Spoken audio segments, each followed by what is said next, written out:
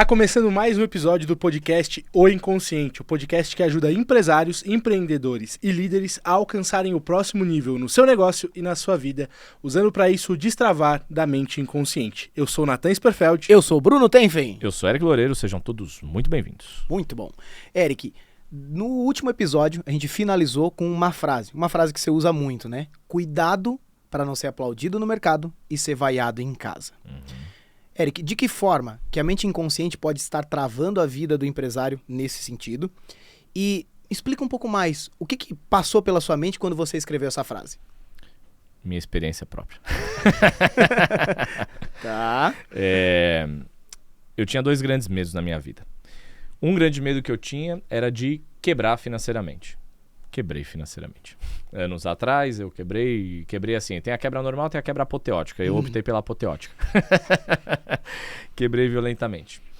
E aí depois, no ímpeto de, não, vamos agora dominar, vamos construir tudo aquilo e multiplicar, eu botei o avião dos negócios para decolar, mas de um jeito violento, ferocíssimo. Só que feroz além da conta. Quando você decola um avião, você tem uma certa resistência do ar, né? O avião decola com o vento contra, né? E foi lá e foi decolando e tal. Só que aí eu puxei demais o bico do avião para cima. Quando puxa demais o bico do avião para cima, decola violento demais, entra em stall. Perde sustentação. Quando perde sustentação, o avião cai. Então, às vezes, o nível mais perigoso é o nível mais agressivo. Eu quebrei por excesso de ousadia. E depois eu quebrei pessoalmente por excesso de ousadia. O que significa isso?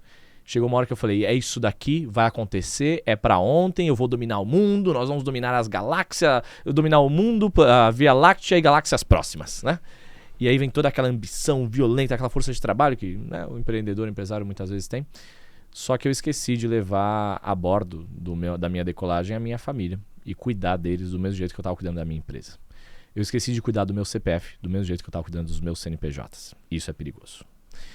Porque quando você chega no topo e você ergue o troféu, eu cheguei, faturamento, vendas e plá. E aí você olha ao redor e não tem mais ninguém com você. Só a galera da tua empresa. Cadê tua família? Cadê as pessoas que te amam? Sabe onde elas ficam às vezes? Para trás. E elas vão ficando para trás e elas olham à distância e falam, parabéns, você está dominando o mundo. Parabéns, mas aqui em casa a gente nem te reconhece direito.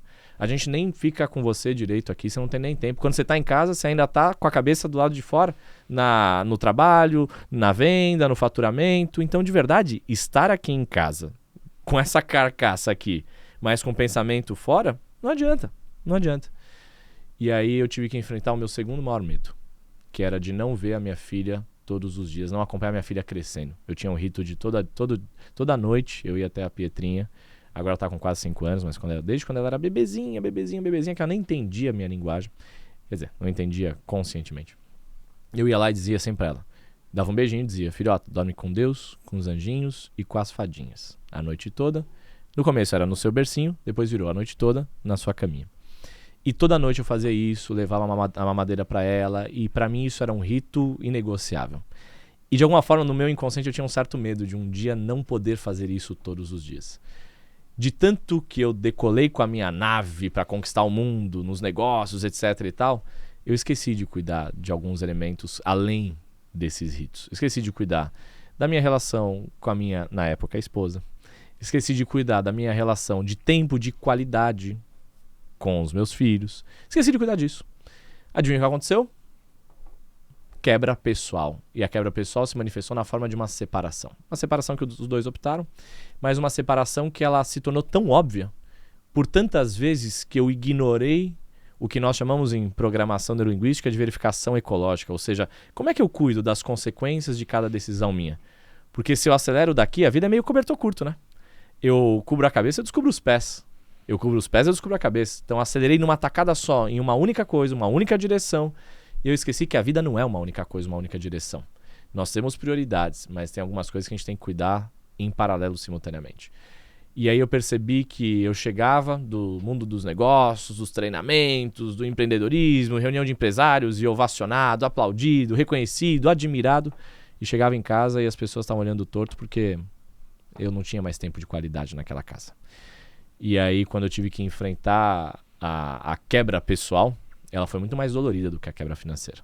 Porque a quebra financeira, a mente que constrói uma vez, ela constrói 2, 3 vezes mais rápido e mais fácil até. Agora, a quebra pessoal, ela derruba o alicerce, a base, a fundação. Para eu conseguir me reerguer no mundo dos negócios, nos treinamentos também, nos cursos, foi muito difícil. Eu meio que saí de cena, como coincidiu que estava em meio à pandemia, eu meio que saí de cena, continuei dando mentoria, eu dava mentoria para vários treinadores, né? Para mais de 12 treinadores de vários lugares do mundo, inclusive. E eu decidi que eu ia sair de cena. Sair da frente dos holofotes, dos palcos, das câmeras, dos celulares. Saí. E fui para os bastidores me recolher um pouco para eu conseguir me remontar pessoalmente. E aí isso gera um machucado muito maior. Então, quando eu vivi esse episódio, eu pensei, cara, não adianta. Ser aplaudido no mercado e vaiado em casa é uma vida ainda muito sem fundação. É montar um arranha-céu numa areia bem fraquinha. Tem uma coisa que me bate aqui quando você traz isso, que é o princípio, né? Lá atrás, quando eu montei uma empresa, para que era, né? Por que eu montei esse negócio? Tá lá na mente inconsciente da pessoa, né? Só que às vezes acaba que ela esquece, né, Eric? Exato. E é fácil ser engolido pelo ritmo hipnótico das coisas, muito fácil. Muitas vezes você pergunta para o empreendedor, para o empresário, cara, por que você começou essa empresa? Ah, porque eu queria uma qualidade de vida melhor para mim, para minha família, eu queria dar o melhor para eles, eu queria empregar muitas pessoas, muitas famílias, causar um impacto positivo no mundo, nas pessoas, nas famílias. Aí você ouve várias vezes, né? Pessoas, famílias, beleza. Mas o que especificamente significa entregar o melhor de si para sua família? Não adianta você encher o quarto do teu filho de uma porrada de brinquedo, de última geração, tecnológico, de 200, 300, 500 mil, 2 mil reais, carrinho motorizado que faz isso e aquilo, sendo que o teu filho só queria brincar com você com uma porcaria de uma tampa de vasilha, velho.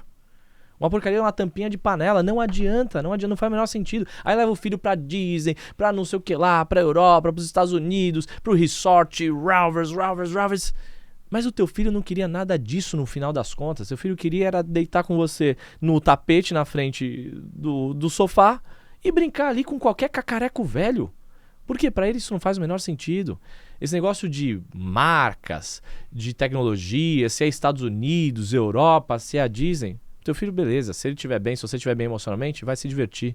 Mas o que eu mais vejo é gente tentando sobrepor um vazio emocional com o dinheiro, com o brinquedo, com a viagem. Cara, isso não substitui.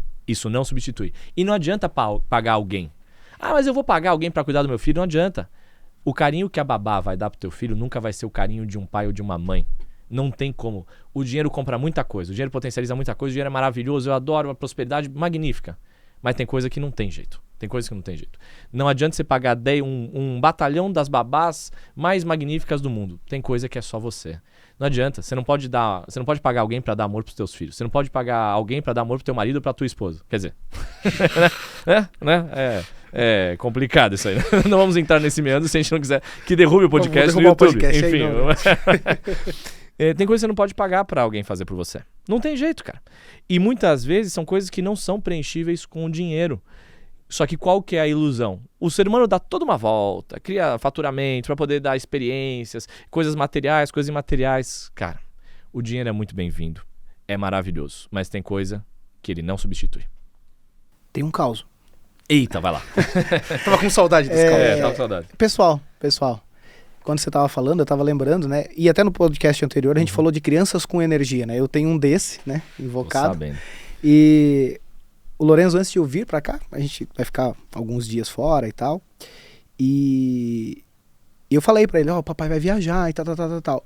Primeira coisa que ele fez, quando eu falei essa frase, né?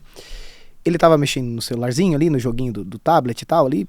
Ele gosta bastante, a gente deixa um pouco e tal, tem uma limitação e tudo mais, mas a gente deixa um pouquinho e tal. A gente viu que tem algumas coisas educativas, aproveita, mas tem as suas limitações. Cara, mas foi muito doido. A hora que ele ouviu eu falar essa frase, assim, papai, você brinca comigo agora? Porque ele já se ligou. E obviamente que isso tem um valor muito grande. Óbvio que eu percebi, parei na hora e fui brincar. E não foi assim, brincamos 2, 3 horas no dia. Não, foi ali uns 25 minutos que a gente brincou de esconde-esconde e pega-pega. É uma coisa que pra gente já é natural de brincar. Ele já tá acostumado, a gente tem alguns horários, meio que ele já espera a hora que eu chego e tudo mais. Mas na hora eu parei e fui dar essa atenção ali. Porque pra ele é uma coisa que...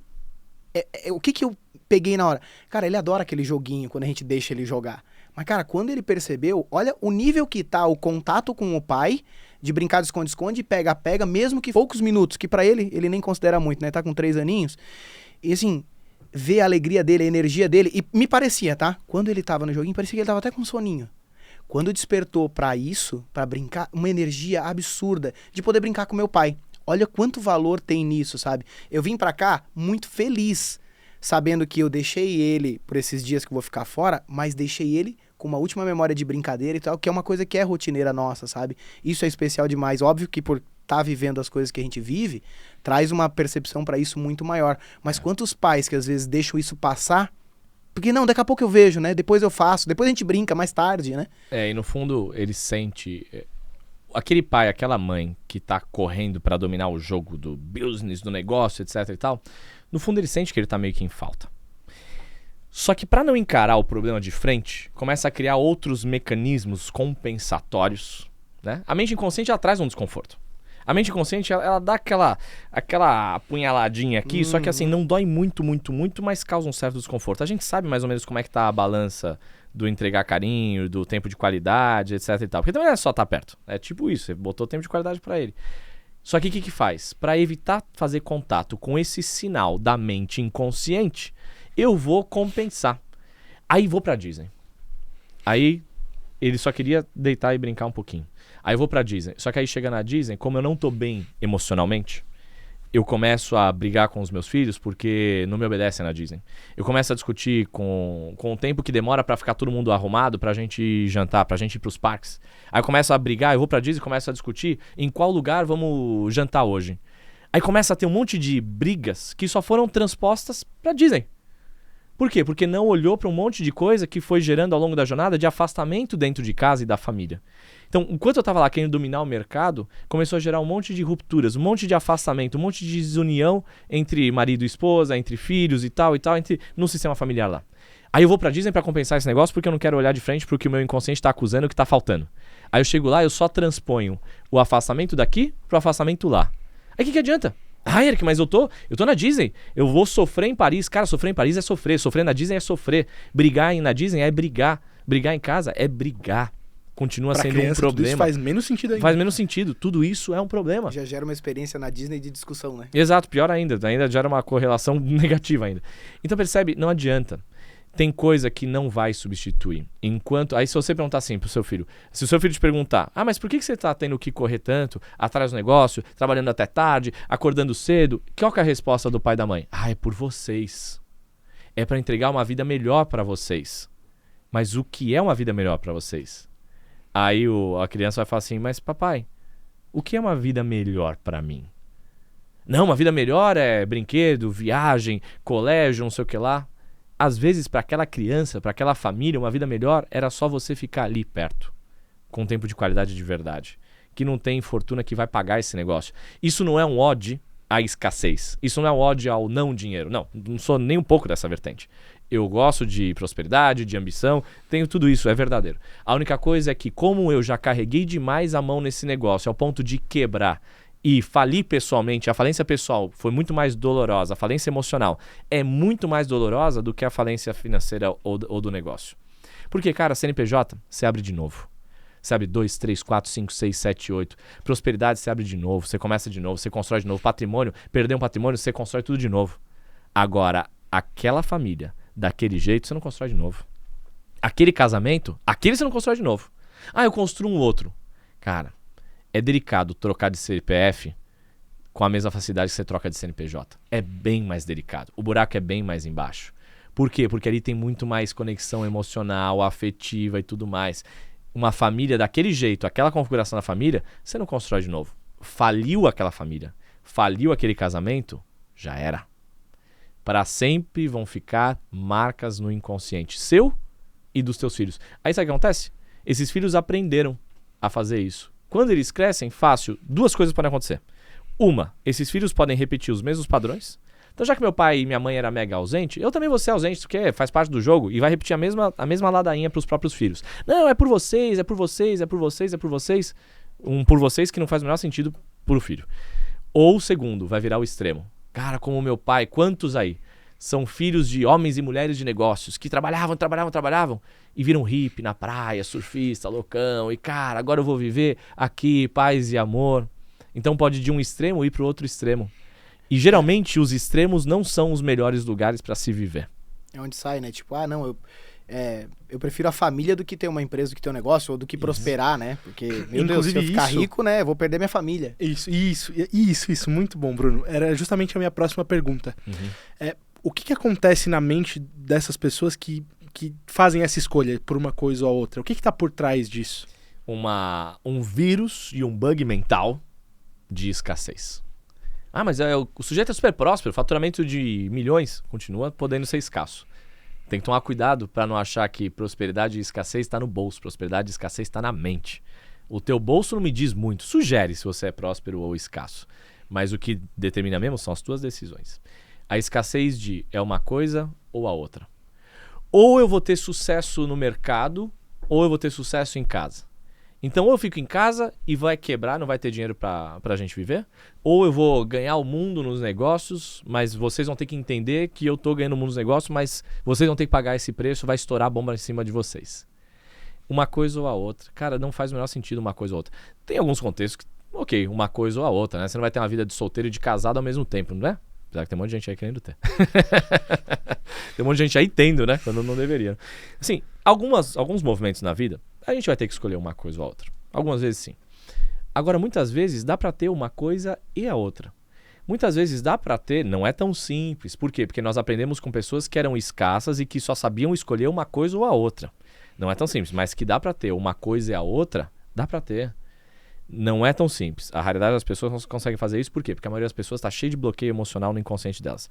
Mas dá pra ter uma empresa legal, dá pra ter uma família legal, um relacionamento amoroso legal, uma saúde física legal. É outro problema que dá também. O sujeito, eu ganho o mundo dos negócios, mas perco a minha saúde. Cara, tem o Érico Rocha, que é um grande nome do marketing digital no Brasil, que eu gosto muito dele.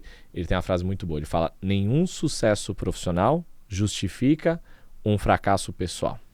Boa. E é verdade, faz muito sentido. Até tá certo com a minha frase, eu não tinha pensado nisso, mas faz um certo sentido.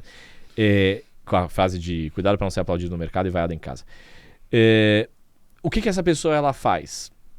Ela abre mão da saúde dela porque ela acha que o dinheiro vai ser o grande negócio. Cara, não tem grande orgulho, não é um grande exemplo um ser humano que está se matando todos os dias na sua saúde física, na sua saúde emocional, na sua saúde mental, em prol de dinheiro, de patrimônio. E pior que no final das contas nem é dinheiro e patrimônio.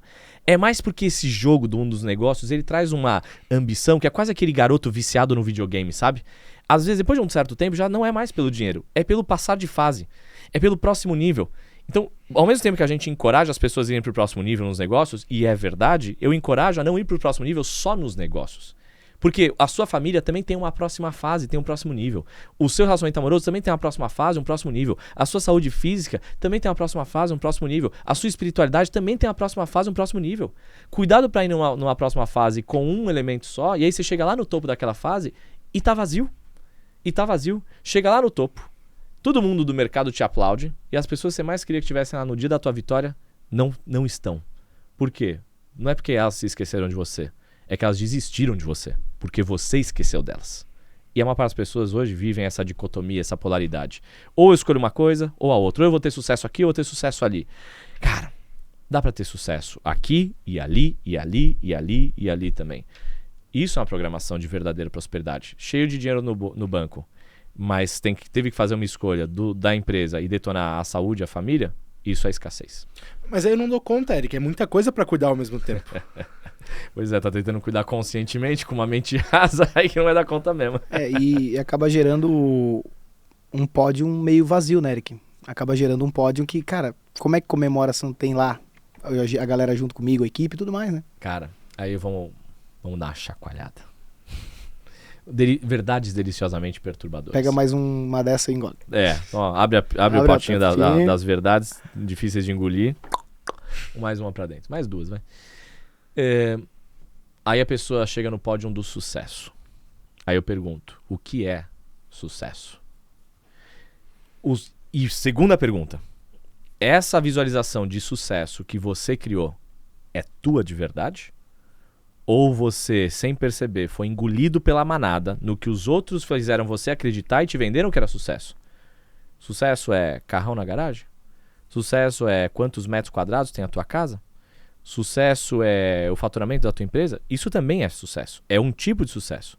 Mas quais dentre tantos tipos de sucesso diferentes fazem sentido para você? Eu vivi isso, né? Minha jornada lá executivo de multinacional, e cargo, salário, e carro, e dinheiro, isso, aquilo. Aí eu cheguei lá no lugar que eu jurava que era o lugar do sucesso.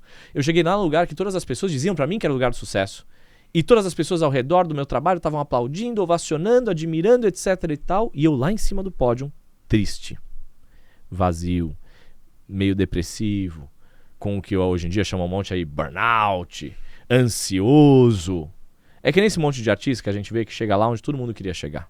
Esse monte de empresário que chega lá onde todo mundo queria chegar. Esse monte de atleta de alta performance que chega lá onde todo mundo queria chegar. E de repente, tá triste. Tivemos um caso agora de uma atleta de alta performance em profunda depressão que deu no que deu, né? Não cabe a gente mencionar obrigatoriamente, mas deu no que deu. Deu no que deu. Não cabe a gente julgar o que ela viveu, mas deu no que deu. Como é que pode uma mulher que foi campeã olímpica, mas não encontrou paz na própria vida pessoal? Eu não tô pra julgar ela. Pelo contrário, eu tô pra me conectar com a dor dela. E aí você vê um caso desse que é emblemático. Nós fomos dar uma formação em São Paulo, não sei se vocês lembram do interior de São Paulo, num dos maiores resorts, lembra? Resort magnífico, maravilhoso, um negócio 5 estrelas. Nossa, incrível. Aí eu quis saber a história do lugar. Ferrari na garagem, tinha tudo, né?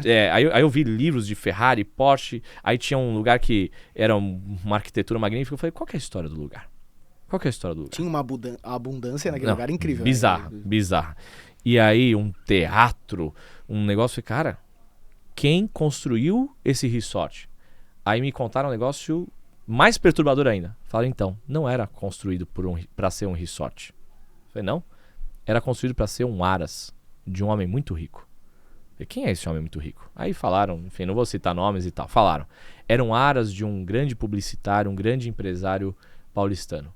Um dos grandes nomes da história do nosso país aí também, né? Exatamente. Aí eu falei, caraca, tudo isso daqui então quer dizer que era onde o cara vinha passar os finais de semana? Falei assim, aquele lugar que você viu ali que te chamou a atenção, ali, Eric, era cheio de Ferrari, Porsche, Lamborghini, tudo estacionado. O escritório que ele tinha aos finais de semana era no andar de cima e tinha vidro para ele ficar olhando os carros dele, porque ele era apaixonado por carro e cavalo. A filha dele competia em altíssima performance nos cavalos. Ela tinha um centro hípico lá que era usado para competição de verdade. Falei, cara, ele não é mais vivo? Aí eu percebi que ficou tensa a conversa. Falei, não, Eric, ele tirou a própria vida alguns anos atrás. Eu vim até aqui dar um curso, um treinamento para ensinar as pessoas a dominarem a mente inconsciente delas, as emoções delas, para viver uma vida melhor, uma vida que faz sentido em todas as áreas da vida dessa pessoa, para desbloquear o próximo nível na vida pessoal e profissional dessa pessoa.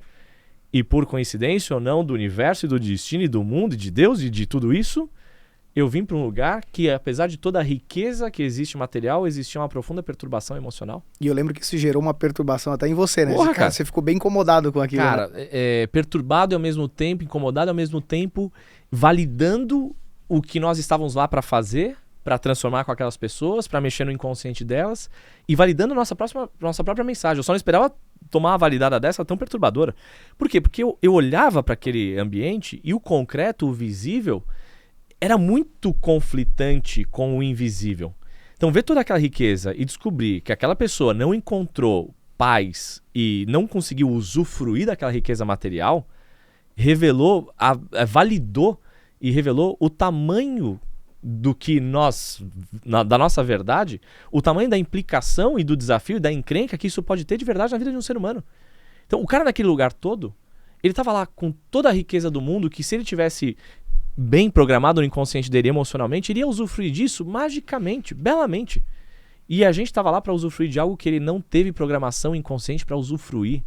O cara constrói e não usufrui. Para mim, sempre tem 3 pilares de toda a riqueza verdadeira. Para mim, a riqueza verdadeira ela passa por um pilar: atrair a riqueza. Aí é um pouco mais da sua energia, do seu magnetismo pessoal, da sua verdade, da sua alegria, do quanto você tá bem, que tá muito a ver com a sua mente inconsciente. Por quê? Porque não é gostoso fazer negócio com gente sisuda, pesada, gente tá de saco cheio do mundo, gente reclamona. Cara, não é legal. Isso não atrai prosperidade. A pessoa que ela é um imã de prosperidade, ela é uma pessoa que ela tá entusiasmada, feliz, empolgada com a vida. É gostoso estar na presença daquela pessoa. Então, primeira coisa, atrair a prosperidade. Segunda coisa, construir a prosperidade. Aí construir a prosperidade passa por eu ter técnica, estratégia, saber como fazer, ferramentas, entendimentos, equipe, aí sim. Essa é a parte que a maior parte das pessoas, do empresário, do empreendedor, ele já faz bem feito. E a terceira parte, usufruir da prosperidade. Mas usufruir emocionalmente, não é usufruir pagando o melhor restaurante do mundo e reclamando porque veio uma vírgula fora do lugar, porque o ponto da carne não está no lugar, então eu já perdi a noite por causa daquilo. Ou usufruir de ir numa viagem e, apesar de ter uma série de desafios, conseguir se divertir em meio àquilo. Não é usufruir porque a toalhinha não veio dobrada do jeito que eu queria. Aí a pessoa perde o dia, perde a viagem por um detalhe. Cara, isso é estúpido. Isso é estúpido. Isso não é uma vida rica. Isso é uma vida pobre. No final das contas, a qualidade da vida de uma pessoa é determinada diretamente pela qualidade dela, da programação inconsciente dela, das emoções dela, como é que ela está vivendo emocionalmente, como é que ela está enxergando esse mundo. Porque, cara, não adianta, você pode estar no melhor resort do mundo, no melhor Aras do mundo, no melhor restaurante do mundo, dirigindo o melhor carro do mundo, morando no melhor condomínio do bairro, da cidade, do mundo. Se você não estiver bem emocionalmente, não estiver feliz, pleno, realizado, em paz, se você estiver se sentindo culpado, se estiver de saco cheio, estressado, desanimado, estiver impaciente, a qualidade da tua vida não é de um milionário, multimilionário que tem acesso a tudo isso. A qualidade da tua vida é de um mendigo emocional, é de um mendigo de mentalidade. Não é uma boa vida. Aí é triste, porque o cara chega no pódio, ele ergue a taça é de ouro. Ele é aplaudido, ovacionado, ele tem acesso às melhores coisas. Ele soube construir. Mas ele não soube usufruir. Não é uou, é pum. Ô, Eric, e o que leva, assim, ó, por que tanto empresário cai nessa armadilha de ser aplaudido, muitas vezes, no negócio e ser vaiado em casa? É cair na frequência do ritmo hipnótico, automático, não me percebo mais, me perco? O que acontece que tantos empresários acabam caindo nessa armadilha? Gente alienada não sabe que é alienada. Uou, de novo.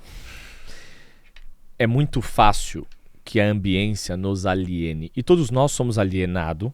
E eu me sei alienado. Todos nós somos alienados para algumas coisas na nossa vida. O que é ser alienado? É não estar focado em algo, não perceber algo, estar inconsciente para algo. Então é muito fácil a gente perder do nosso foco, a gente se tornar inconsciente em relação a coisas que eram importantes para nós. A ambiência gera uma grande alienação. Por quê?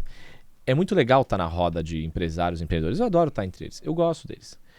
Só que é muito comum você se deixar enganar e naquele ambiente você achar que tudo que importa é você falar sobre o seu faturamento, sobre quantos funcionários você tem, sobre a tua margem de lucro, sobre a tua estratégia de vendas, sobre isso e aquilo outro. Geralmente eu sou meio cisne negro nesses lugares. Eu costumava ser lobo solitário, agora eu me tornei cisne negro. Ou seja, aquele cisne diferente. Eu sempre trato de, quando eu sento numa roda de empresários, de eu inserir um pouquinho de vida.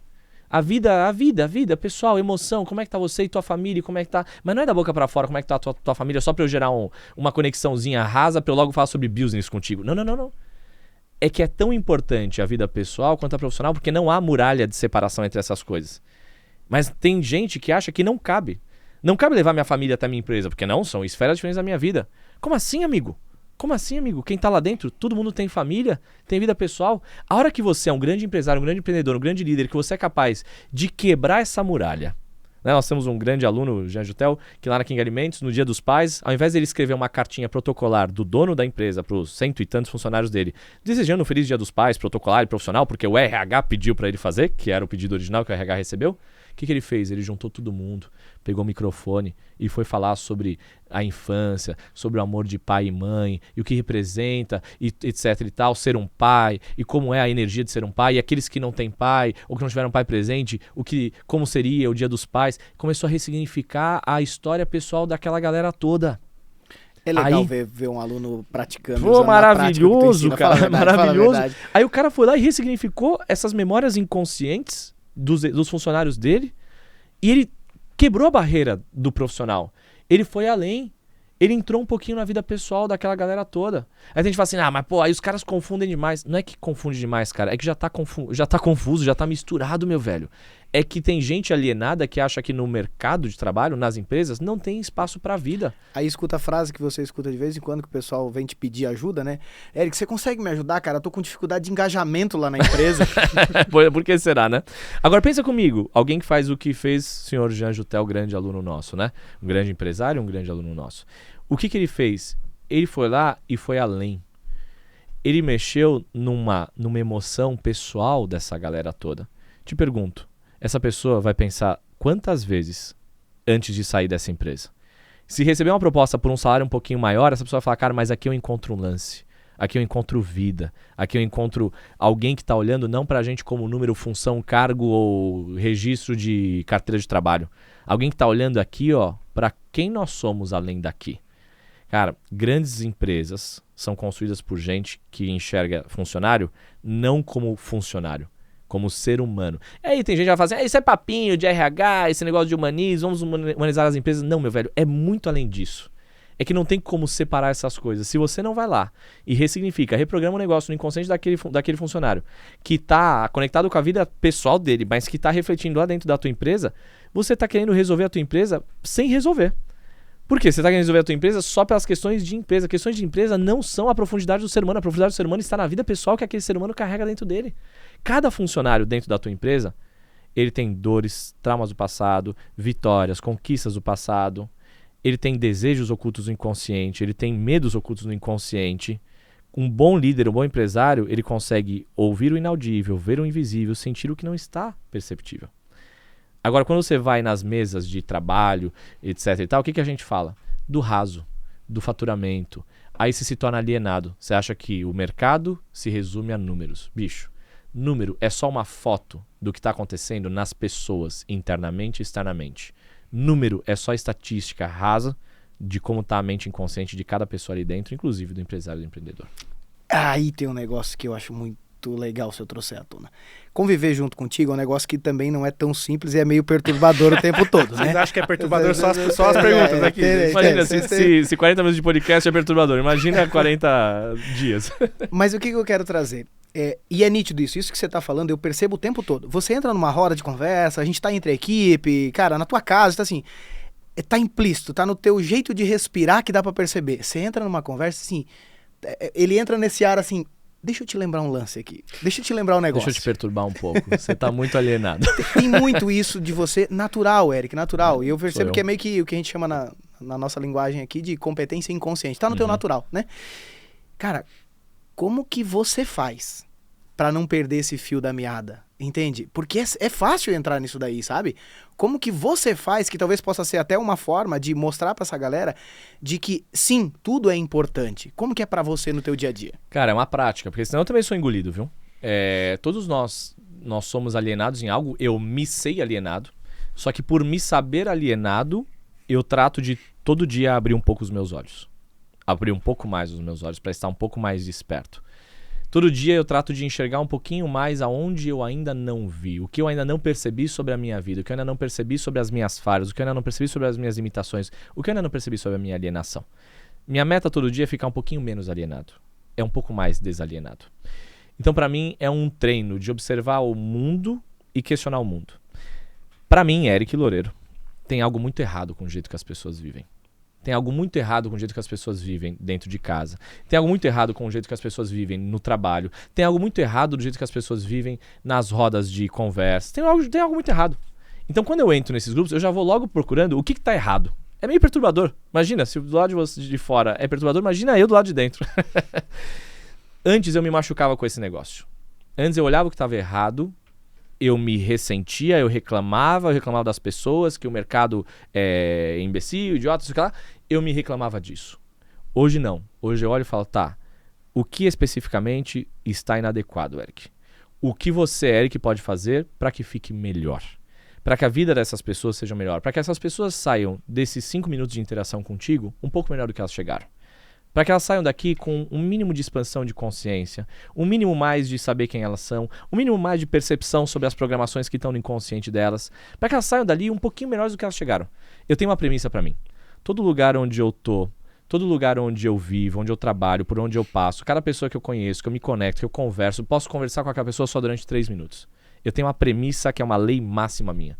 Que aquele lugar, que aquela empresa, que aquela situação, que aquele ser humano, a hora que eu saia dali, ele seja um pouco melhor do que a hora que eu cheguei. Mesmo que ela não saiba, eu não quero louro, eu não quero aplauso, eu não quero nem que ela saiba o que eu fiz. Eu quero só chegar, perguntar, bater um papo, conversar, interagir, ou dar um exemplo. Às vezes eu não falo nada. Dar um exemplo que ela saia um pouco melhor do que eu deixe aquilo um pouco melhor do que eu encontrei. Só que isso, imagina o quanto disso tem pra mim, que a minha vida a cada dia seja um pouco melhor. Não é um exercício simples. Todo dia eu tenho que renovar essa decisão pela evolução contínua. Só, cara, quando você começa a olhar os frutos desse processo, putz, isso dá uma solidez, uma vontade de fazer ainda mais. Então hoje eu olho para o Eric de 10 anos atrás, de 13 anos atrás, eu olho e falo, cara, eu melhorei muito, ou despiorei muito. Em vários níveis, sabe? E eu sei que daqui a 10 anos eu vou olhar para o Eric de hoje e vou falar, cara, eu melhorei muito, ou despiorei muito. Então, para mim, virou uma lei interna. De tanto que eu pratiquei, é que nem uma musculatura. De tanto que você pratica todos os dias, é que nem um hábito. De tanto que você pratica todos os dias, chega uma hora que você começa a introjetar aquele negócio na tua vida. Começa a ficar natural. Hoje em dia eu já não penso mais para fazer, eu só faço. Mas ainda de tempos em tempos eu tenho que renovar um pouquinho esse voto para ficar um pouquinho mais atento nisso, entende? Então, para mim, ainda é um hábito de encontrar o lugar, encontrar a pessoa e deixar aquele lugar ou aquela pessoa um tiquinho melhor do que eu encontrei. Você falou dessa ambiência, dessa questão de ficar olhando muito para os números, para o resultado, mas que isso é só uma foto das pessoas, dessas nuances, das emoções, da mente inconsciente dele próprio, das pessoas da equipe, da família, como um todo, né? Qual é o risco do empresário continuar olhando só para essas fotos, só para o resultado, para o número e nessa ambiência alienada? Cara, o risco é ele descobrir mais cedo ou mais tarde, com fortíssimo impacto emocional, com dor de verdade, que não adianta chegar no pódio sozinho. Um dos meus mestres, que também é discípulo do mesmo mestre que eu tenho, então é curioso porque é mestre ao mesmo tempo, parceiro de missão ao mesmo tempo, que se chama Tony Robbins, um grande treinador comportamental. Nós somos ambos discípulos de John Grinder, que é o criador da programação neurolinguística. Vários aqui já sabem que hoje em dia eu levo adiante a missão da programação neurolinguística, treinando outros treinadores do mundo inteiro, em vários países. O Tony Robbins tem uma frase que faz muito sentido para mim, uma vez eu ouvi dele lá nos Estados Unidos. Ele fala assim: sucesso sem plenitude é o maior dos fracassos. E por que sucesso sem plenitude, sem preenchimento, sem usufruir, sem verdade, sem felicidade é o maior dos fracassos? Porque uma coisa é você não chegar no que você julga ser sucesso. Não chegar na meta, no faturamento, no tamanho da empresa, não chegar lá e se sentir meio vazio. Qual que é a nossa justificativa da mente consciente e racional, que ela é rasa e muitas vezes nos engana? É falar, eu ainda tô meio vazio e meio chateado porque eu não cheguei lá. Sabe qual que é a ziquezira? É quando você chega lá e o vazio não vai embora. É quando você chega lá e o estresse persiste talvez ainda mais. É quando você chega lá e o desânimo, a infelicidade te pega ainda mais forte. É quando você chega lá e você fala, cheguei, aqui é o pódio, aqui eu acreditei a minha vida inteira ao longo da jornada, enquanto eu tava perseguindo o pódio, a medalha, o troféu, o resultado, os números, eu acreditei nessa jornada inteira que no dia que eu chegasse lá, tudo se dissiparia, eu seria feliz e seria resolvido. A ziquezira é o dia que eu chego e o vazio ainda está, ou pior ainda, se agrava. O estresse ainda está, ou pior ainda, se agrava. A impaciência, o desânimo, o incômodo ainda está, ou pior ainda, se agrava. Eu descubro que é o fracasso. Porque uma coisa é eu não ter chego e acreditar que o dia que eu chegar vai ficar bom. Outra coisa é eu chegar e no dia que eu cheguei, continua não bom. Se existe algum vazio em quem nos ouve agora, algum incômodo, algum desânimo, alguma angústia, alguma impaciência, algum estresse, alguma ansiedade, alguma intolerância, no dia que você chegar no pódio, meu caro, isso não vai embora. Muito pelo contrário. Talvez se agrave ainda mais porque aquela justificativa que você acreditou o tempo todo durante a jornada, a escalada, o crescimento, a busca, não se dissipou.